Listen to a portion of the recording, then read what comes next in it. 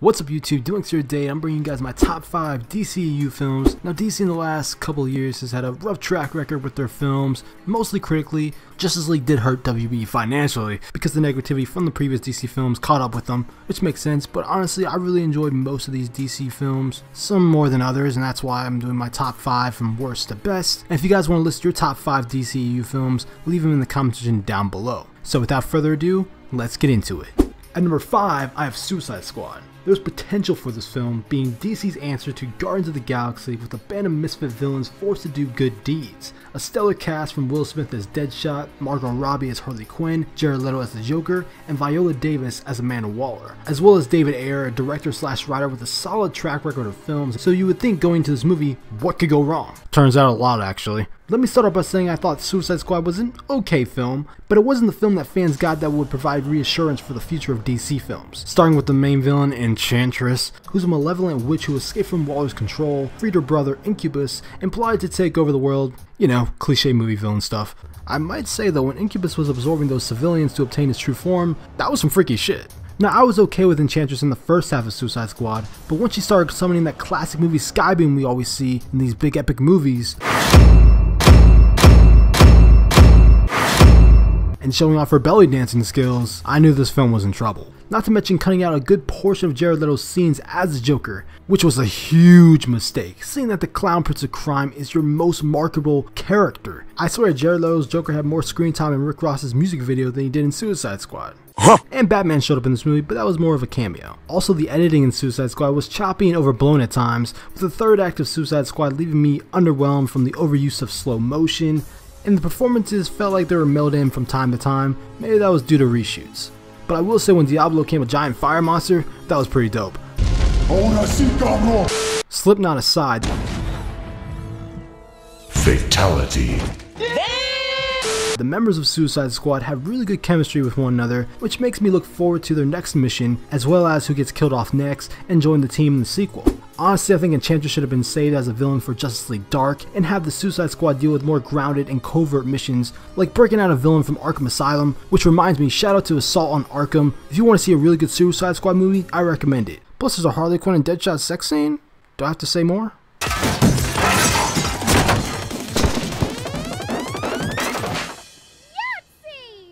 Anyways, the Suicide Squad could have also taken on the League of Assassins, tried to assassinate Vandal Savage, which is actually the plot of the new Suicide Squad anime movie, Hell to Pay, or any other scenario that wouldn't be seen as a situation fit for the Justice League. Hopefully Suicide Squad 2 fixes those mistakes. At number 4, I have Batman v Superman Dawn of Justice. Remember San Diego Comic-Con 2013 when Batman v Superman was first announced? What?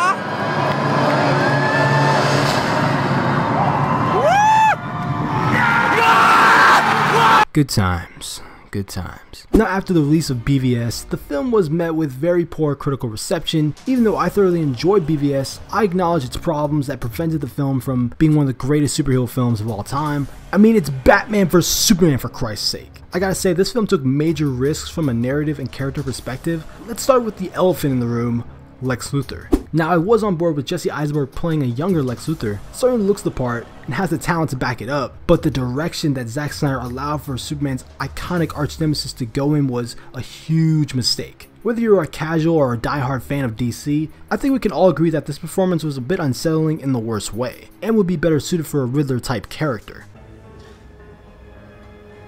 It's Cherry. No, why'd you prove this in the final cut? Ugh. Of all things.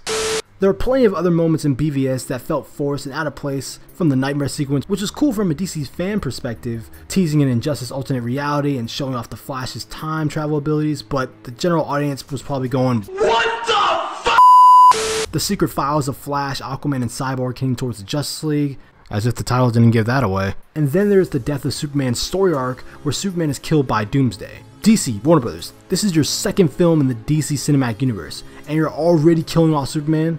That's ballsy, but that was a big mistake. Now the potential for a Superman Doomsday live action film is lost for quite some time now. Just imagine a stronger, more emotional impact of Superman's death we could have had if DC's Cinematic Universe was 7 to 10 movies in, with established heroes and supporting characters mourning the death of the greatest hero that had lived among them. Also, Superman's story arc was sidelined in the theatrical release of BVS to make room for the new incarnation of Batman played perfectly by Ben Affleck. That's right, I said it. I believe Affleck has given us the best portrayal of Batman since Michael Keaton in 1989. Everything I want to see from Batman, I got in Batman v Superman, from Bruce Wayne pulling off that playboy persona, his detective skills, fighting prowess, gadgets, the costume ripped straight from the comics, and his dead parents.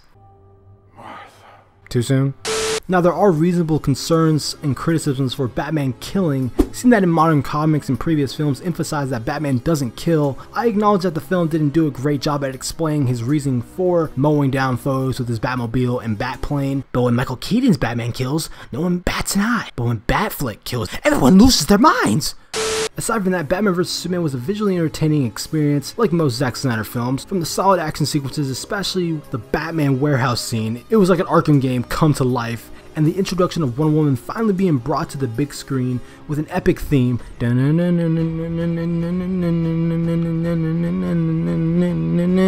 I probably butchered that, but the theme was awesome. The Ultimate Edition does fix some minor plot holes from the theatrical release, but I don't think it will alter your opinion of the film drastically. However, looking back on BVS, I really wish the main focus of the film was the clash of ideals between Batman and Superman. Not just by fighting one another, but also include verbal exchanges that develop the characters further, leading into that final showdown between the Son of Krypton and Bat of Gotham, like Cap and Iron Man in Civil War, or Daredevil and Punisher in Daredevil Season 2. At number 3, I have Justice League. DC and Warner Bros. Did it, they finally united in the league. Unfortunately, the film crashed and burned with poor critical reception and disappointing box office results. The best way I can describe my experience with Justice League is that it felt like a $200 million live-action episode of Justice League the Animated Series. So I thought the film was a solid feature, but when your superhero team-up film is going to be compared to the Avengers, that's not going to cut it. There's an obvious tone shift for Justice League compared to Man of Steel and Batman v Superman, which makes sense seeing that the film is dealing with multiple characters that have different viewpoints on the world, and egos will clash, which is what I really love about Justice League. The character interactions are what saved this movie, whether it's working together in battle or the verbal exchanges between one another, and seeing all 6 members together looking towards the horizon is an amazing sight to see. Although I'm still upset that Green Lantern wasn't a founding member in the cinematic universe. The narrative was straightforward this time around, the setup for future films such as Flashpoint and Aquaman weren't forced down our throats, and Superman's happy! Because I'm happy. However, besides bringing the Justice League to the big screen for the first time... Oh, you're right, the Lego Batman movie was the Justice League big screen debut. Damn. Knowing this, Justice League doesn't bring anything groundbreaking to the superhero genre. Sure, there were solid action sequences, but a majority of them were forgettable. Now when it comes to the villain, Steppenwolf, he was a one-note CGI video game monster that was given no character development. I think adding in a supporting villain like Big Barda would have improved that, and flesh out Steppenwolf's character by hinting towards his hatred for Darkseid, seeing that the family drama between the two in the comics is kind of f***ed up. Also, there are some visual effects issues with Justice League, especially with Superman's mouth, which has been the most noticeable. I blame Paramount for this monstrosity. You're telling me someone in Mission Impossible 6's makeup department couldn't give Henry a convincing fake mustache for whatever few scenes he needed to shoot? Give me a break. Warner Brothers, hold this ill for allowing Paramount to play you like a fiddle.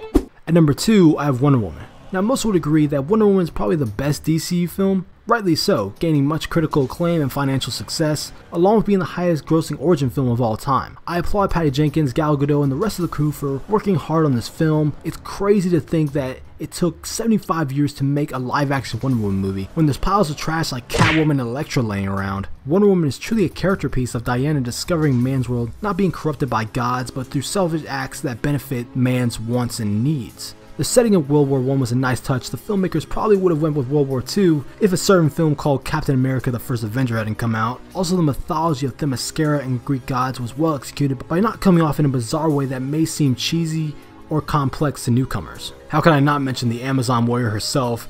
Gal Gadot truly embodied Wonder Woman throughout the entire film, physically and emotionally. Man, what I would do to wake up to that face every morning. Along with Chris Pine as Steve Trevor, who provided great chemistry with Gal and established one of the best on-screen superhero relationships. The film has memorable action sequences throughout, from the Amazons fighting against the German soldiers on the beach, No Man's Land, and Diana vs. Ares. Speaking of Ares, the villains in this film are what hold it back from being my favorite DCEU film. From Dr. Poison, who was a bit too cartoony for me, General Ludendorff was another throwaway villain that somehow obtained a serum that makes him incredibly strong. Seriously, how'd they make that stuff? Maybe it was a hint towards Dr. Poison being one of the causes of the metahuman gene evolving, but that's just a theory. A film! And Ares was an okay villain, but you could see the twist coming a mile away. at least give us a few more suspects to choose from before the Ares reveal. And I get he's a god and all, but this is the third time in a row DC heroes are fighting against an overblown CGI big bad. Just give Ares a regular badass looking God of War armor, like this concept design for Ares. Why are we not funding this? And at number 1, I have Man of Steel. This was the Superman film I wanted for so long, exploring more of the mythology of Krypton, Superman put into a realistic modern context, visually stunning choreographed action, and provided an emotional connection / struggle from his time on Earth and his Kryptonian heritage he's learning for the first time. Henry Cavill is perfect casting to carry on the mantle as Superman. Though he may not act like the gosh golly Clark Kent or the Blue Boy Scout Superman, there are seeds that hint towards that version of Superman that are executed in Batman v Superman and Justice League, but this isn't that story. For me, Man of Steel is about an alien finding his purpose in a world that he doesn't belong in, figuring out how to handle his godlike abilities and come face to face with tough decisions by being a beacon of hope or be like everyone else. For the longest time, I thought nothing could match John Williams' Superman theme, but Hans Zimmer's Man of Steel theme is just a roller coaster of emotions. One minute you're feeling a sense of hope and aspiration, the next thing you know there's a surge of uncontrollable adrenaline running through your body. At least that's how I feel. Plus the relationship between Clark's father, Jonathan Kent, and Jor-El best summarizes the film as a whole when Clark makes the decision to reveal himself to the world. Then there's Michael Shannon as General Zod, who played the best villain out of the entire DCEU and did an amazing job of portraying a character willing to do anything for the survival of his race. Unfortunately, he doesn't say kneel before. The action sequences in Man of Steel were top notch and maybe a bit over the top at times, but that's times when you have Kryptonians battling out with one another. The action scenes were so chaotic it was like playing a game of Dragon Ball FighterZ. And it's about damn time Superman learned not to wear his undergarments inside out. And say what you want about Zod's snap neck, but it was the only way to stop him. Sure, the filmmakers could have found a way to maybe throw Zod into the Phantom Zone, but I think killing Zod was a lesson for Superman on what it means to take a life with all that power, especially when it comes down to killing the last known survivor of your race. So there you guys have it, those are my top 5 DCU films. Let me know in the comment section down below which ones are your favorites. And if you enjoyed this video, make sure to hit that like button, it really helps me out, and subscribe for more content from me on the DC Universe and other films in general. I'm DMLX, I'll see you in the future.